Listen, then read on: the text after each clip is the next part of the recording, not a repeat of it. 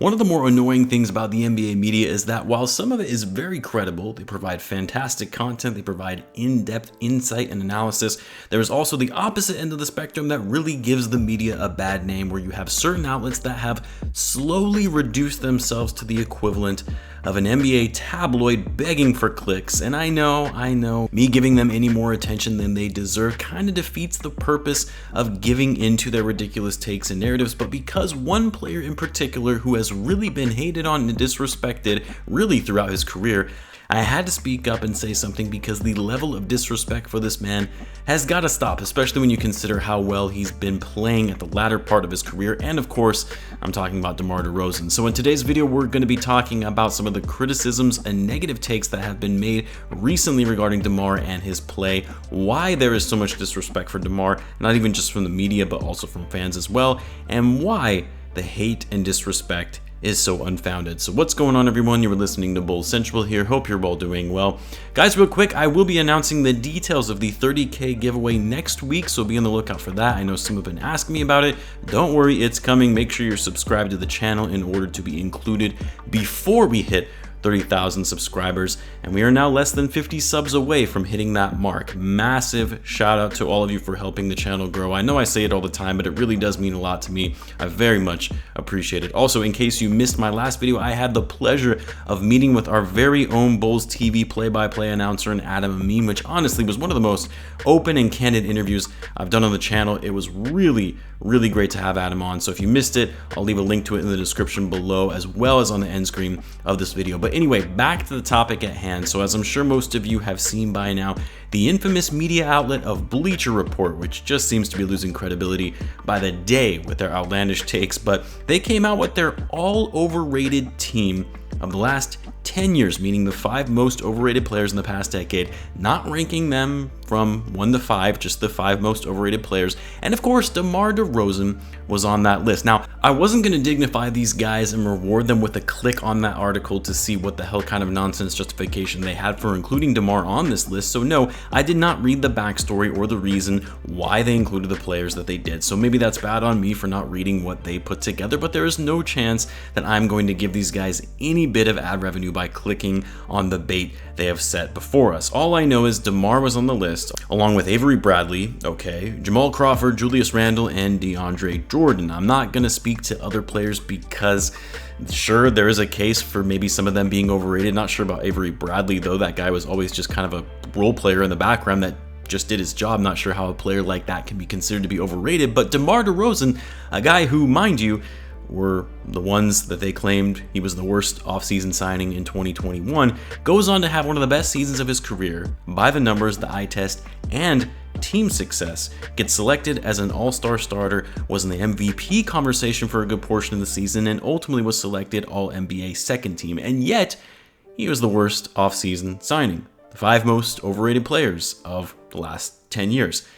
And look, it's not even just about Bleacher Report. You've had countless other outlets, media analysts, NBA fans in general who have always counted DeMar out and said that he's overrated. And to be honest, I'll admit I was kind of one of those people. Not to the extent of hating on him like you see some of these pundits are putting together. I never really claimed him to be overrated. But before he joined the Bulls, after he was traded to the Spurs, I personally thought DeMar, although a very talented, gifted, athletic player, an elite level scorer, I did feel that his game wasn't fit for today's NBA that is predicated around 3-point shooting, floor spacing, and playmaking. Now, DeMar upped his playmaking game after going to San Antonio, but before that, I just thought there were too many holes to his game that really could not have him be as impactful in today's NBA. A player who would have fit perfectly in the 90s, early 2000s, but not what you would see in today's NBA. So yes, I was one of those people until I watched him more closely in his last 2 seasons with the Spurs, and of course very closely last year with the Bulls. But the point I'm trying to make is a lot of people have counted DeMar out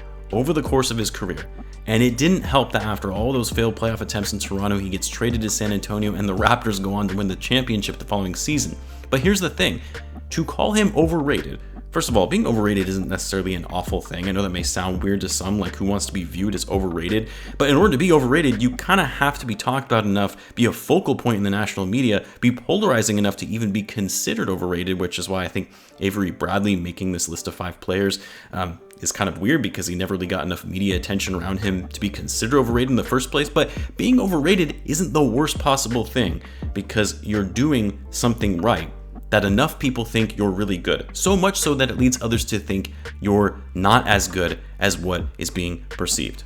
The other thing about being overrated that I don't think is taken into consideration enough is the hype of what a player is expected to be versus how they actually perform. That also goes along with how they're compensated. Like if you're being paid all-star level money to be just really a more glorified role player, you're probably overrated. For me, guys that I consider to be overrated when we're talking about the last 10 years anyway, with the hype surrounding them, with how much they've been able to get paid, the little success that you actually see from it, the lack of winning, I'm thinking of guys like Russell Westbrook, Kyle Lowry, Dwight Howard. You might even throw in guys like James Harden even, or Anthony Davis because he can't stay healthy.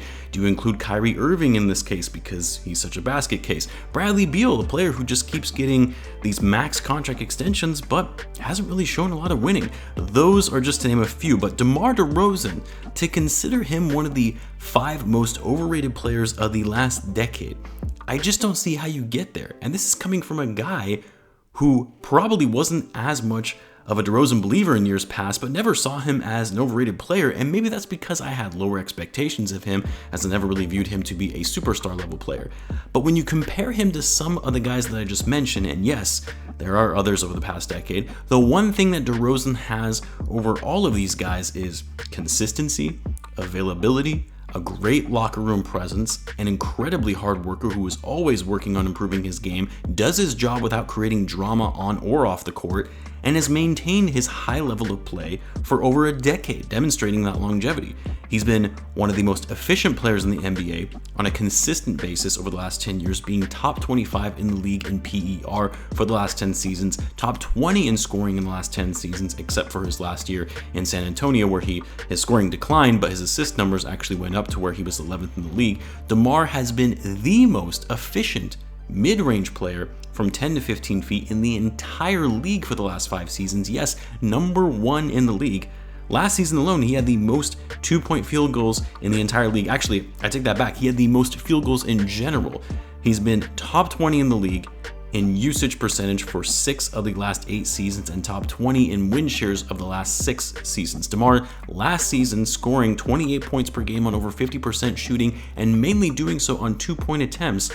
Of his over 20 attempts per game last year, only 1.9 of them were threes. I mean, really, by some measures, with how much disrespect DeMar gets, and you look at his body of work over the course of his career, you could say he's even underrated. Of course, the biggest knock on DeMar and why many consider him to be overrated is because of his lack of success in the playoffs. He's been to 1 conference finals and has had some playoff series where he's struggled and gone MIA on the offensive end, which is why you hear the name DeMar DeFrozen when it comes to playoff time. And you even saw that to an extent this past season in the Bucks series. Aside from Game 2, DeMar did not have a good playoff series with the Bulls. Sure, other guys should have stepped up, but DeMar was really the number 1 option considering Zach was hurt and also missed Game 5. But I do think there also is some context that needs to be given when looking at DeMar's playoff runs. First of all, it's not like he's one of these guys who has never won a playoff series in their career ever, like a Tracy McGrady, another guy I think is overrated. The guy has won multiple playoff series still throughout his career, went to the conference finals, which a lot of players can't say, and most of all, his playoff series losses, most of them anyway, who did they come from against? Oh yeah, it was LeBron James, which Bulls fans should know all too well that getting past LeBron in the playoffs was no easy task, whether it was with Miami or Cleveland. And the narrative of, well, look what happened when he was traded and the Raptors instantly won a title. Well, no, first of all, he was traded to the Spurs in a deal that sent Kawhi Leonard to the Raptors. And I love DeMar, but Kawhi was one of the top 5 players in the league at the time, and DeMar is just not on his level. Also, are we forgetting this was after LeBron made his way to the Western Conference and was no longer a threat in the East playoffs? And not only that, but we also shouldn't act like the Warriors wouldn't have won the title had Kevin Durant and Klay Thompson not gotten injured in the finals. So no, DeMar DeRozan wasn't holding the Raptors back. him leaving wasn't the sole reason why they were finally able to get over the hump. There's so much more context that needs to be given there. So look, what's unfortunate about why people consider DeMar DeRozan overrated in the NBA is because he's viewed as this player who can't win in the playoffs, which is always just looked at in a vacuum without context, and also because he doesn't take threes, although he doesn't take any threes like Ben Simmons, but as much as his game relies on the mid-range jumper, which has been viewed as the death of the NBA in recent years because it's the most inefficient shot in basketball, well, it's not inefficient when you make those jumpers on a consistent basis and are a threat in that area that makes it very difficult for teams to defend. It's why I think DeMar gets a bad rep. It's why you see these media outlets thinking he's a bad free agency signing because he doesn't fit in today's NBA, even though that's simply not true, and why he's viewed as being overrated, which couldn't be further from the truth when you look at what he's been able to do throughout his career and doing so on a consistent basis without any fall off. I'm not going to say DeMar is underrated, but he is not even close to being overrated when you think about how often he's overlooked in the league as one of the best players in the NBA. And you know what? I'm actually fine with these pundits counting DeMar out yet again because we all know DeMar uses this as motivation. We saw what happened last season and how he responded when the same outlet said that he was the worst free agency signing. So maybe we should be thanking Bleacher Report for this one as well, because any added fuel to the fire for DeMar to play even better, I will certainly take. But let me know in the comments what you guys thought. As always, be sure to subscribe if you're a Bulls fan, as I do post daily Bulls content. Thanks again for tuning in, guys, and I'll catch you in the next one.